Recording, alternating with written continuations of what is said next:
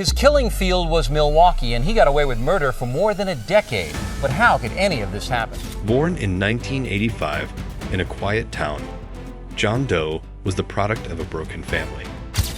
Fantasies about picking up a hitchhiker and taking him back to the house. His father, a violent alcoholic, left when John was just 6. His mother, struggling with mental illness, could not provide the emotional support John desperately needed. School was a place of torment, where he was bullied for his appearance and shy nature. At 13, John's fascination with dark, macabre things began to surface. He would spend hours reading about unsolved mysteries and serial killers. The first spark of something darker ignited within him when he watched a documentary about a notorious killer in 1999. From then on, John's world became increasingly consumed by thoughts of power, control, and the thrill of secrecy. His early life, marked by neglect and isolation, set the stage for a chilling transformation into one of the most feared figures in criminal history. The initial foray into darkness. On a cold evening in 2003, John Doe's transformation took its first deadly step. His target, Sarah Miller, a young woman walking alone, became the unwitting victim of his twisted desires. With calculated precision, John watched her from a distance before making his move. The crime scene, found the next morning, left the authorities puzzled. No signs of struggle. No witnesses. Just a chillingly clean execution. For John, the feeling of power and control was intoxicating, a sensation he had never known before. The thrill of his first murder lingered in his mind, propelling him deeper into darkness. As the investigation stalled, John was emboldened. His obsession with death grew, and he knew, deep down, this was only the beginning. His urge had been awakened, and there was no turning back now. Recognizing a serial killer's signature, by 2005, a chilling pattern began to emerge in the small town. A series of murders, each eerily similar, left the authorities scrambling for answers. The victims were all young women, alone at night, and there were no signs of forced entry or struggle. Each crime scene was methodically staged, with a single object placed near the body, a red ribbon. Detectives began to connect the dots. The killer's choice of victims, his careful planning, and his desire to taunt the police with these small, bizarre details all pointed to something terrifying. A serial killer was at work. John, however, remained calm, blending into society while his dark alter ego thrived.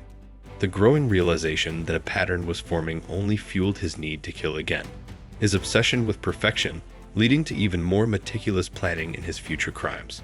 Law enforcement's pursuit of the Phantom. By 2006, the body count had risen, and the town was in a state of panic. Law enforcement, desperate for answers, formed a special task force to track down the elusive killer. They called him the Phantom, as he seemed to disappear without a trace after each murder. His methodical killings left no forensic evidence, and witnesses were non-existent. Detective Emily Harris, the lead investigator, was determined to crack the case. She meticulously examined each crime scene, searching for even the smallest clue. It wasn't long before she realized the killer was taunting them, leaving behind small personal items like a handkerchief or a letter, each one hinting at his next move. As the investigation intensified, John grew increasingly confident, enjoying the chase. His careful attention to detail made him feel invincible. But little did he know, the net was slowly closing in. The hunt was on, and the Phantom was now being watched, peering into the mind of a monster. As the case dragged on into 2007, investigators turned to psychological profiling to understand the mind of the killer. Dr. Alan Walker, a renowned criminal psychologist, was brought in to assist. After reviewing the crime scenes and the patterns, he suggested the killer was likely a highly intelligent, methodical individual with deep psychological trauma from childhood. Dr. Walker's analysis revealed a chilling insight. The killer sought control, relishing the power over his victims. His choice of women, each isolated and vulnerable, indicated a deep-seated hatred toward those he saw as weak. His need to stage the crime scenes with eerie precision was a reflection of his desire for perfection and recognition. the profiler's insights became crucial, giving the investigators a glimpse into the killer's psyche. They now understood that John was not just a random predator. He was a calculated, deliberate force driven by a disturbed need to dominate. Key breakthroughs in the investigation. By 2008, the investigation had made little progress, but the pressure on law enforcement was mounting. In a breakthrough, Detective Emily Harris noticed a peculiar detail. All the crime scenes were within a specific radius of a small, forgotten park in the town. It wasn't much, but it was enough to spark a new line of inquiry. Investigators dug into the backgrounds of residents near the park, and a strange coincidence emerged. John Doe had lived in the area for years, and his alibi for several of the murders was shaky at best. Suspicion began to grow, and surveillance teams were dispatched to follow him discreetly. For John, the increasing attention was both thrilling and nerve-wracking. His paranoia began to set in, but he continued to carefully cover his tracks. Yet, as the net tightened, he could sense that his perfect game might soon unravel. The law was closing in, and time was running out. The end of the hunt. In 2008, the relentless pursuit of the Phantom reached its climax. Detective Emily Harris had spent months following leads, studying the killer's behavior and connecting small pieces of evidence. The breakthrough came when a witness reported seeing a man near the scene of the latest murder, John Doe. The description matched perfectly with a man who had been in town for years but had somehow managed to avoid suspicion. On a cold, rainy evening in October 2008, the police raided John's apartment. Inside, they found a disturbing collection of items: photographs of victims, news clippings, and most shockingly, detailed plans for future murders. As John was arrested, he showed no emotion, staring blankly as if everything had finally come to an end. For Emily, the arrest was bittersweet. The hunt was over, but the horrors John had inflicted on the community would linger forever. The chilling killer was now behind bars, but his legacy of fear had only just begun, seeking justice for the victims. In 2009, the long-awaited trial of John Doe, the notorious serial killer, finally began.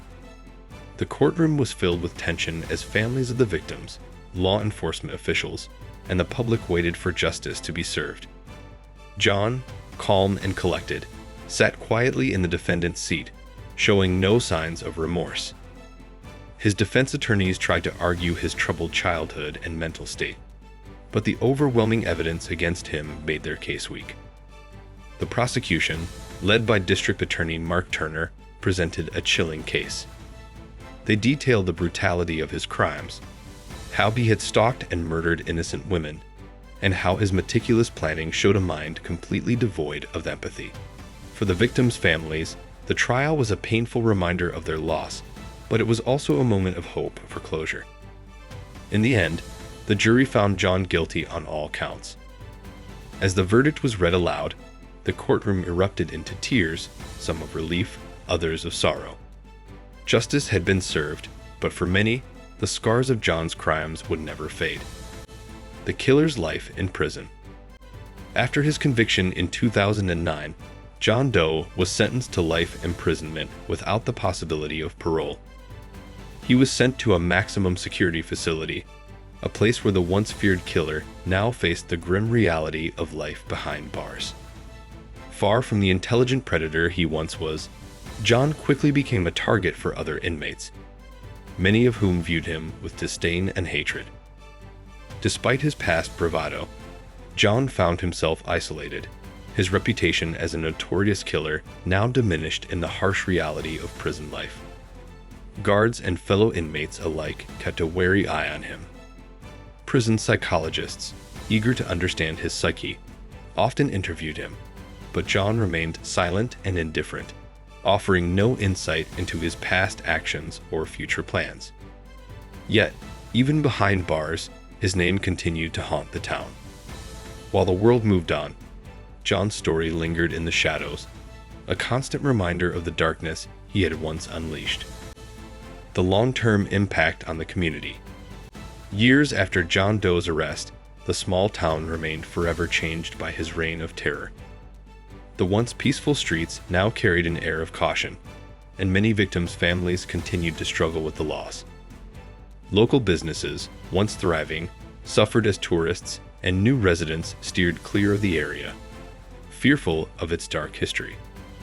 The case remained a constant subject of media coverage, with documentaries and books keeping the memories of the victims alive. Detective Emily Harris, though relieved by the conviction, was haunted by the years of struggle to catch the killer. She knew that while justice had been served, the scars left behind would never fade for those directly impacted. John's story also sparked a greater focus on crime prevention and psychological profiling, influencing future investigations.